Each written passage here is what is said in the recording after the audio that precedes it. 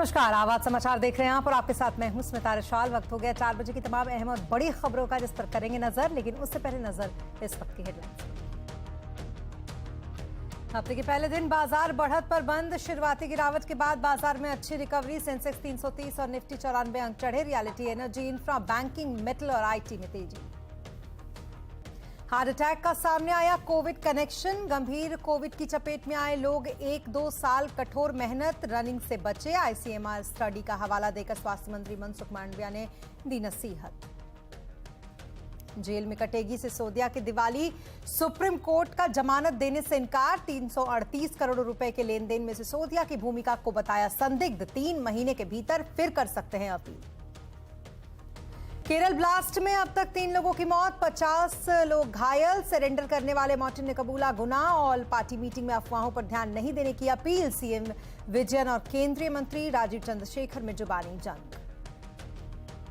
आंध्र प्रदेश में ट्रेन हादसा, अब तक 14 लोगों की मौत और 50 लोग घायल। पीड़ित के परिवारों को 2-2 लाख रुपए का मुआवजा। सिग्नल नहीं दिखने से हुआ हादसा। हाथों में मिट्टी से भरे कलश लेकर दिल्ली के कर्तव्य पथ पर जुट रहे हैं हजारों लोग। मेरी माटी मेरा देश अभियान में यहां बनेगी अमृत वाटिका। पीएम कल करेंगे मेरे युवा भारत का शुभारंभ। रिलायंस फाउंडेशन की चेयरपर्सन नीता अंबानी को मिला global leadership award. US India strategic partnership forum ने किया सम्मानित। सीएसआर के लिए मिला सम्मान। नीता अंबानी बोली, महिला सशक्तिकरण और बच्चों की शिक्षा की दिशा में करती रहेंगी काम। और खबरों की शुरुआत करते हैं कोरोना से। दरअसल कोरोना का डर खत्म नहीं हो रहा है, और ऐसा हम इसलिए क्यों कह रहे हैं क्योंकि अब हार्ट अटैक का भी कोरोना कनेक्शन सामने आ गया है। खुद स्वास्थ्य मंत्री मनसुख मांडविया ने कहा है कि जो लोग गंभीर कोविड के चपेट में आए थे, उन्हें अभी 2 साल कड़ी मेहनत, रनिंग या फिर एक्सरसाइज जैसी चीजों से बचना चाहिए, क्योंकि हार्ट अटैक का डर ऐसे लोगों को ज्यादा है। मांडविया ने यहां पर आईसीएमआर की स्टडी का हवाला दिया है। डिटेल से समझते हैं इस पूरे खबर को आलोक प्रियदर्शी से। आलोक, बताएं जरा, गंभीर रूप से कोविड जिनको हुआ था, जिन लोगों को, उनको लेकर मनसुख मांडविया ने जो बात कही है उसका आधार आईसीएमआर की स्टडी है। क्या कुछ खास है इस स्टडी में? बिल्कुल, देखिए, कोविड-19 और हार्ट अटैक से होने वाली मौतों के बीच में क्या वजह है, इसका खुलासा हो चुका है। स्वास्थ्य मंत्री मनसुख मांडविया ने आईसीएमआर की रिपोर्ट का हवाला देते हुए कहा है कि कोविड संक्रमण से जो लोग गंभीर रूप से पीड़ित रह चुके हैं, उन्हें कम से कम 1 या 2 साल ज्यादा भागदौड़, ज्यादा भारी भरकम कसरत और मेहनत वाले काम से बचना चाहिए, क्योंकि इससे हार्ट अटैक होने का खतरा है। दरअसल आईसीएमआर पिछले काफी दिनों से जो लगातार हार्ट अटैक के मामले आ रहे थे और उसके डेटा को लेकर स्टडी कर रहा था, और स्टडी करने के बाद ये बात सामने आई है कि कोविड-19 ही इसके पीछे मुख्य वजह है, जिसकी वजह से लोगों की हार्ट अटैक से मौतें हो रही हैं। तो इस स्टडी में यह भी कहा गया है कि 1 या 2 साल तक जो लोग गंभीर कोरोना से पीड़ित रह चुके हैं, उन्हें ज्यादा भागदौड़, ज्यादा भारी भरकम कसरत और ज्यादा मेहनत वाले काम से बचना चाहिए, और ताकि उनके हार्ट पर ज्यादा असर न पड़े। अगर ऐसा करते हैं तो उनको हार्ट अटैक आने की आशंका बनी रहेगी। जी, बहुत शुक्रिया तमाम डिटेल्स के लिए आलोक आपका। और इन्फोसिस के फाउंडर एन नारायण मूर्ति ने हफ्ते में 70 घंटे काम करने की सलाह पर घमासान मचा हुआ है। उनकी राय पर इंडस्ट्री के दिग्गज 2 धड़ों में बंट गए हैं। अलग अलग तरह की प्रतिक्रियाएं इसमें आ रही हैं। हफ्ते में 70 घंटे काम कितना आसान है, आज आवाज अड्डा में इसी पर करेंगे चर्चा, शाम 7:57 पर। इधर महंगाई की मार एक बार फिर से बढ़ गई है, और टमाटर के बाद अब प्याज ने आंसू निकाल दिए हैं। दिल्ली एनसीआर में प्याज की 80 से 100 रुपए प्रति किलो बिक्री हो रही है। इसे देखते हुए सरकार ने एनसीसीएफ की वैन के जरिए लोगों को सस्ता प्याज देने का फैसला किया है। इसका जायजा लिया हमारे संवाददाता असीम मनचंदा ने। टमाटर के बाद अब प्याज लोगों को रुलाने लगा है। प्याज के दाम बढ़ने लगे हैं। अगर मैं दिल्ली एनसीआर की बात करूं तो दाम 80 रुपए से लेकर के 100 रुपए प्रति किलो तक पहुंच गए हैं। सरकार ने कई जगहों पर वैन के जरिए प्याज बेचने की शुरुआत की है। मैं इस वक्त एनसीसीएफ की एक वैन के सामने खड़ा हूं। सरकार इन वैन के जरिए सारी दिल्ली के अंदर प्याज बेच रही है। आज सुबह यहाँ पर एक लंबी लाइन लगी हुई थी, अभी हम आए हैं, देख रहे हैं यहाँ तो सारे प्याज खत्म हो चुके हैं। लोगों ने काफी खरीदारी की है, अब सिर्फ आलू बचे। इस वैन के जरिए आलू बेचे जा रहे हैं। बात करते हैं, प्याज लेने आए थे, मिला नहीं मिला? कोई बोलो सरकारी माल सरकारी खा रही। प्याज भैया खत्म हो गया, मैं आलू लेने आया हूँ। अच्छा, आलू दे रहा है 17 रुपए किलो, प्याज है 25 रुपए किलो दे रहे हैं। यहाँ सारे स्टाफ वाले लेके प्याज। और बाहर कितना रुपए मिल रहा है? अगर बाहर कम से कम 80 रुपए किलो मिल रहा है भैया, 80 से 90 रुपए किलो प्याज मिल रहे हैं। 80 से 90 रुपए किलो प्याज दिल्ली के आसपास मिल रहा है। इसकी वजह से सरकार ने कई वैन्स लगाई हैं। सरकार ने जो प्याज है उसके ऊपर एक्सपोर्ट ड्यूटी भी लगा दी है ताकि प्याज का निर्यात ना हो सके। पीछे से प्याज की आवक जो है वो काफ़ी कम हो गई है, इस वजह से प्याज के दाम बढ़ रहे हैं। सरकार इस बार 7 लाख टन के आसपास का बफर स्टॉक बना रही है। उस बफर स्टॉक के जरिए सरकार बिक्री करेगी, मंडियों में भी उसकी बिक्री कर रही है। कुछ दिनों के बाद आपको सफल और केंद्रीय भंडार के ऊपर भी प्याज देखने को मिलेगा। सरकार यही चाहती है कि किसी तरह से प्याज की कीमतों को काबू में रखा जाए, तो इसके लिए सरकार काफ़ी सारे कदम उठा रही है। उम्मीद है कि बाद में प्याज आएगा और लोगों को मिलेगा। जब तक नई प्याज की फसल नहीं आती है तब तक प्याज थोड़ा सा महंगा होगा और 1 से अगले 2 महीने के अंदर नई प्याज की फसल आ सकती है। असीम मनचंदा, दिल्ली। और अब बात करेंगे बाजार की, जहां आज कारोबारी हफ्ते के पहले दिन बाजार हरे निशान पर बंद हुआ। सेंसेक्स निफ्टी करीब यहां पर 0.5% की बढ़त के साथ बंद हुए। सेंसेक्स 330 अंक चढ़कर 64,113 पर बंद हुआ, तो निफ्टी 94 अंक चढ़कर 19,141 पर बंद हुआ। आज सबसे ज्यादा खरीदारी रियलिटी, एनर्जी, इंफ्रा शेयरों में रही, तो वहीं ऑटो और एफएमसीजी शेयरों में आज बिकवाली देखी गई। बाजार की मजबूती में घरेलू निवेश का बड़ा योगदान है, ऐसा कहना है ट्रस्ट म्यूचुअल फंड के सीईओ मिहिर वोरा का। उन्होंने आगे ये भी कहा कि अभी भी मार्केट में मिड कैप, स्मॉल कैप में निवेश के अच्छे मौके हैं। ये जो मार्केट की मैं बोलूँगा रेजिलियंस है, ऑफ कोर्स आजकल ऐसा मूड नहीं लग रहा है क्योंकि पिछले 2-3 हफ्ते में मार्केट ने थोड़ा करेक्ट किया है, बट ओवरऑल अगर देखें तो India has been amongst the best performing markets last 18 महीने में हम देखें तो। और ये जो रेजिलियंस है इंडिया की वो डोमेस्टिक फ्लोज की वजह से आई है। एफआईआईज का तो काफ़ी सेलिंग चल रहा है, अभी भी हम देख रहे हैं कि एफआईआई नंबर्स तो नेगेटिव आ रहे हैं। मिड कैप और स्मॉल कैप का परफॉर्मेंस बहुत अच्छा रहा है पिछले 12 महीनों में। लार्ज कैप के कंपैरिजन में ऑलमोस्ट 20% ज़्यादा रिटर्न्स दिए हैं इंडेक्स लेवल पे, और स्टॉक्स लेवल पे तो काफ़ी ज़्यादा परफॉर्मेंस आई थी। लेकिन मैं ये नहीं कहूँगा कि अभी ओवरऑल सिचुएशन ऐसी है कि कोई स्टॉक पिकिंग अपॉर्चुनिटीज़ नहीं है। ऑफ कोर्स कभी कभी ओवरशूट हो जाता है, अंडरशूट हो जाता है, लेकिन ये नहीं कहना चाहिए कि मिड कैप और स्मॉल कैप में अपॉर्चुनिटीज़ नहीं है। और जनता के पास चुनावी बॉन्ड के सोर्स ऑफ फंड के बारे में जानने का कोई अधिकार नहीं है। चुनावी बॉन्ड की वैधानिकता के मामले में सुनवाई से पहले सरकार ने सुप्रीम कोर्ट में यह हलफनामा दायर किया। इस पर ज्यादा जानकारी के लिए हमारे साथ जुड़ रहे हैं हमारे संवाददाता असीम मनचंदा। असीम, क्या कहा है सरकार ने अपने इस हलफनामे में? देखिए, सुप्रीम कोर्ट में चुनावी बॉन्ड को लेकर के कई जनहित याचिकाएं दायर की गई थी। इन याचिकाओं में कहा गया था कि इलेक्टोरल बॉन्ड पूरी तरह से नॉन ट्रांसपेरेंट है, अलोकतांत्रिक है, इनके ऊपर रोक लगनी चाहिए। मंगलवार से सुप्रीम कोर्ट की संविधान पीठ इस मामले की सुनवाई करेगी, लेकिन ठीक इससे पहले सरकार ने सुप्रीम कोर्ट में एक हलफनामा दायर किया है और इसका विरोध किया है। सुप्रीम कोर्ट में केंद्र सरकार का कहना है कि जनता के पास इलेक्टोरल बॉन्ड की जो सोर्स ऑफ फंड है उसको जानने का कोई अधिकार नहीं है। ये पूरी तरह से एक नीतिगत मामला है। सुप्रीम कोर्ट इस मामले की सुनवाई जो नहीं करे, ये न्यायिक समीक्षा का मुद्दा नहीं है, यह ऐसा कोई मुद्दा नहीं है जिस पर कि सुप्रीम कोर्ट किसी तरह का दिशा निर्देश जारी करे। इस मामले में संसद पर बहस हो सकती है। केंद्र सरकार ने यह भी कहा है कि चुनावी बॉन्ड किसी भी तरह से मौजूदा अधिकार का उल्लंघन नहीं करता, यह योजना खुद को ही गोपनीयता प्रदान करती है।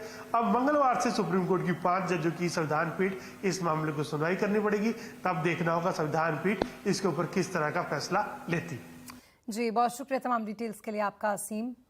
और अब बात अमृत कलश यात्रा की, जिसके लिए हाथों में कलश और कलश में मिट्टी लेकर देश के कोने कोने से हजारों लोग दिल्ली के कर्तव्य पथ पर जुट रहे हैं। मेरी माटी मेरा देश अभियान के तहत इन मिट्टी से भव्य अमृत वाटिका बनाया जाएगा। पीएम मोदी कर्तव्य पथ पर समापन कार्यक्रम में देश को संबोधित करेंगे। इस अभियान को आंखों देखी आप तक पहुंचा रहे हैं हमारे सहयोगी लक्ष्मण रॉय।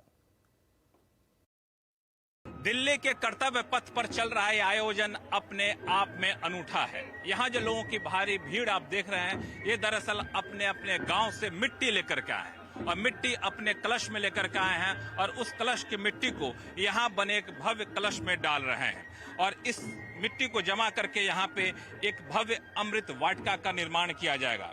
ये अमृत वाटिका शहीदों के याद में तैयार किया जा रहा है और ये सब हो रहा है एक खास अभियान के तहत। इसका नाम है मेरी माटी मेरा देश। सरदार पटेल की जयंती के मौके पर शुरू किए गए इस अभियान के तहत कल शाम प्रधानमंत्री मोदी मेरा युवा भारत यानी माई भारत पोर्टल का शुभारंभ करने वाले हैं। ये युवाओं के लिए खास पोर्टल होगा। दरअसल इस अभियान की शुरुआत 2 महीने पहले 1 सितंबर को ही हो चुकी थी। पहले तो हर गांव में हर घर से मिट्टी को जमा किया गया, फिर इस मिट्टी से हर गांव में 75 पौधे लगाकर अमृत वाटिका बनाने का अभियान शुरू किया गया।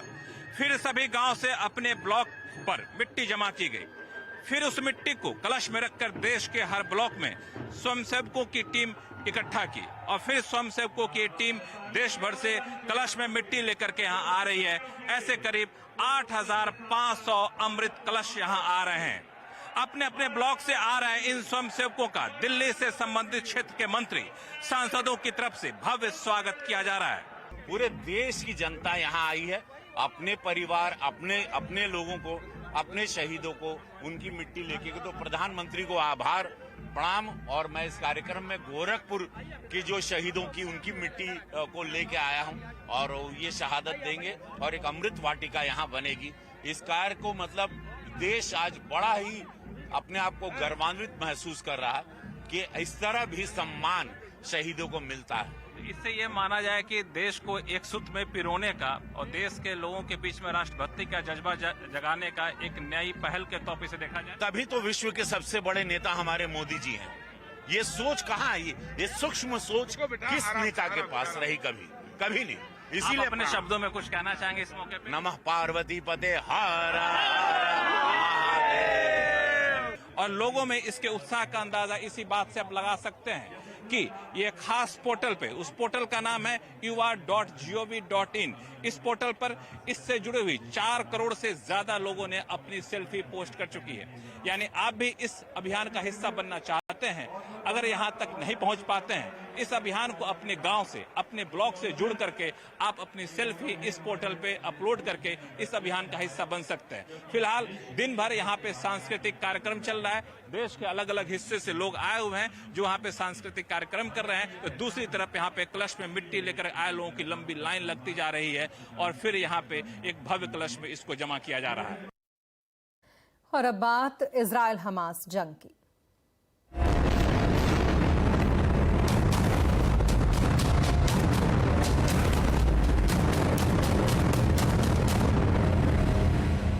इजराइल और हमास के बीच जंग और तेज हो गई है। इजराइल ने गाजा में जमीनी ऑपरेशन शुरू कर दिया है। इजराइल की सेना गाजा में करीब 2 किलोमीटर तक अंदर घुस चुकी है। इजराइल की सेना ने दावा किया है कि उसने कल गाजा में हमास के 600 ठिकानों को निशाना बनाया, जिसमें 20 से ज्यादा आतंकवादी मारे गए। इजराइल के एयरक्राफ्ट ने गाजा के सबसे बड़े अस्पताल के आसपास भारी बमबारी की।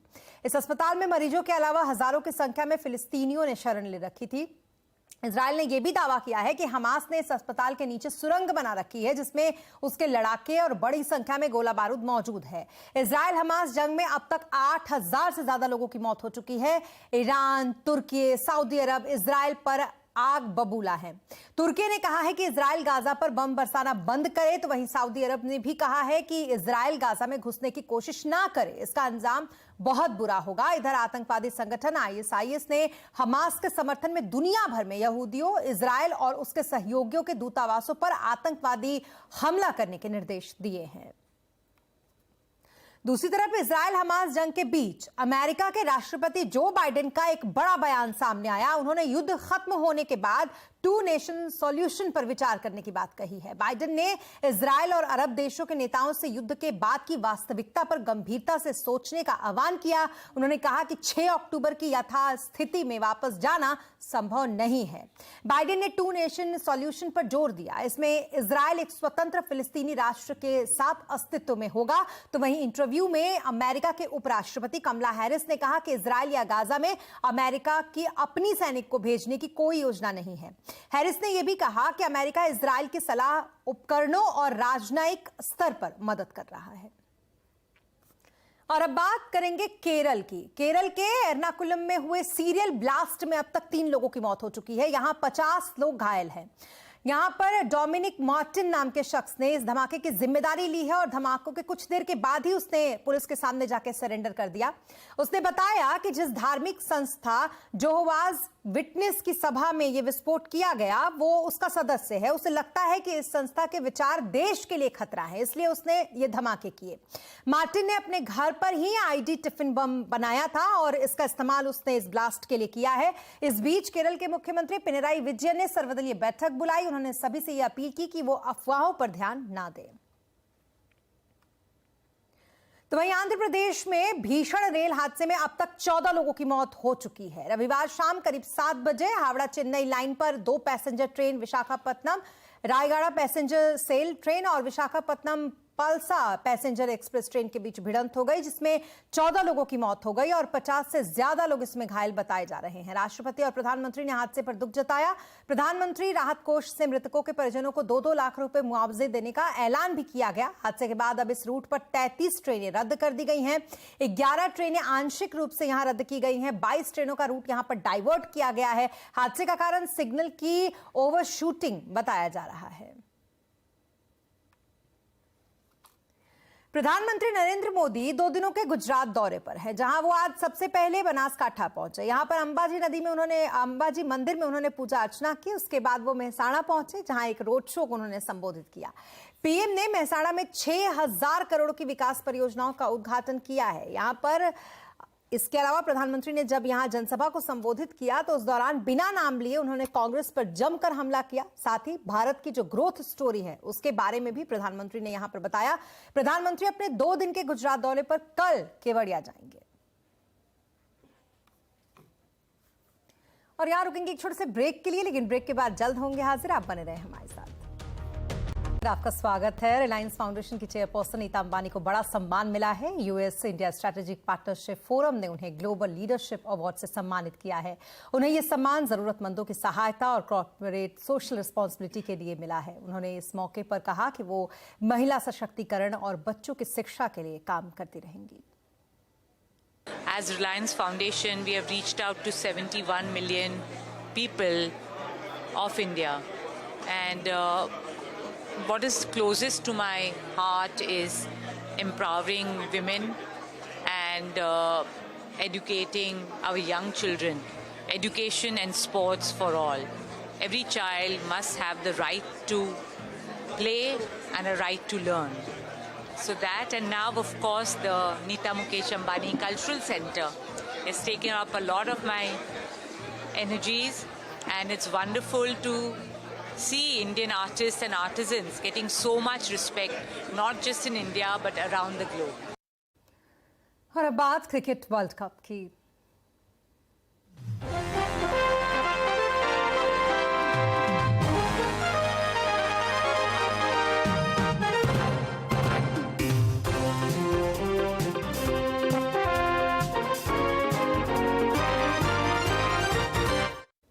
आईसीसी वर्ल्ड कप में आज पाकिस्तान का मुकाबला श्रीलंका के साथ पुणे के एमसीए स्टेडियम में चल रहा है। अफगानिस्तान ने टॉस जीतने के बाद बॉलिंग का फैसला लिया। यहां पर अगर आप देखेंगे तो इस मुकाबले में श्रीलंका टीम जीत की हैट्रिक लगाने के लिए एड़ी चोटी का जोर लगाएगी, जबकि अफगानिस्तान एक बार फिर से उलटफेर करने की कोशिश करेगी। दोनों टीमों का इस वक्त वर्ल्ड कप में कुछ शानदार प्रदर्शन नहीं रहा है। पॉइंट टेबल की अगर बात करें तो 4 अंकों के साथ श्रीलंका 5वें स्थान पर है, जबकि अफगानिस्तान 4थे अंक के साथ 7वें स्थान पर बना हुआ है। तो वहीं कल भारत ने वर्ल्ड कप में जीत का सिक्सर पूरा किया है। इस एक दिलचस्प मुकाबले में भारत ने इंग्लैंड टीम को 100 रनों से धोया। लखनऊ स्लो पिच पर पहले खेलते हुए टीम इंडिया ने सिर्फ 229 रन बनाए थे। ऐसा लग रहा था कि इंग्लैंड की टीम आसानी से इस लक्ष्य को हासिल कर लेगी, लेकिन मोहम्मद शमी, जसप्रीत बुमराह की धाकड़ गेंदबाजी के सामने इंग्लैंड ने घुटने टेक दिए और पूरी की पूरी टीम सिर्फ 129 रनों पर सिमट गई। शमी ने यहां पर 4, बुमराह ने 3 विकेट झटके। इस जीत के साथ ही टीम इंडिया की सेमीफाइनल में जगह लगभग पक्की मानी जा रही है। और चलिए आपको फिर से दिखाते हैं पॉइंट्स टेबल। तो भारत यहां पर नंबर 1 पर बना हुआ है। इसके बाद दक्षिण अफ्रीका, फिर न्यूजीलैंड, फिर ऑस्ट्रेलिया, श्रीलंका, पाकिस्तान, अफगानिस्तान, नीदरलैंड्स और आखिर में यहां पर नीदरलैंड आपको दिखाई देगा। सेमीफाइनल्स में भारत की जगह तो पक्की हो गई, तो क्या इस बार वर्ल्ड कप भी पक्का माना जाए? देखिए हमारा खास कार्यक्रम उम्मीदों का वर्ल्ड कप शाम 5:57 पर। और अब बात करेंगे मुंबई की, जहां पर डबल डेकर बस के बाद अब काली पीली फिएट टैक्सी भी इतिहास बनने वाली है। काली पीली फिएट टैक्सी का आज आखिरी दिन है। पिछले 60 साल से काली पीली टैक्सियों के नाम से मशहूर मुंबई की प्रीमियम पद्मिनी आज यानी कि 30 अक्टूबर से ऑफ रोड हो जाएगी। मुंबई में टैक्सी की उम्र 20 साल है और आखिरी टैक्सी का रजिस्ट्रेशन 29 अक्टूबर 2003 को हुआ था। ऐसे में अब आधिकारिक तौर पर प्रीमियम पद्मिनी टैक्सी मुंबई की सड़कों पर अब नहीं चलेगी। और इसी के साथ इस बुलेटिन में इतना ही, लेकिन खबरों पर लगातार अपडेट के लिए आप बने रहें CNBC आवाज के साथ। नमस्कार।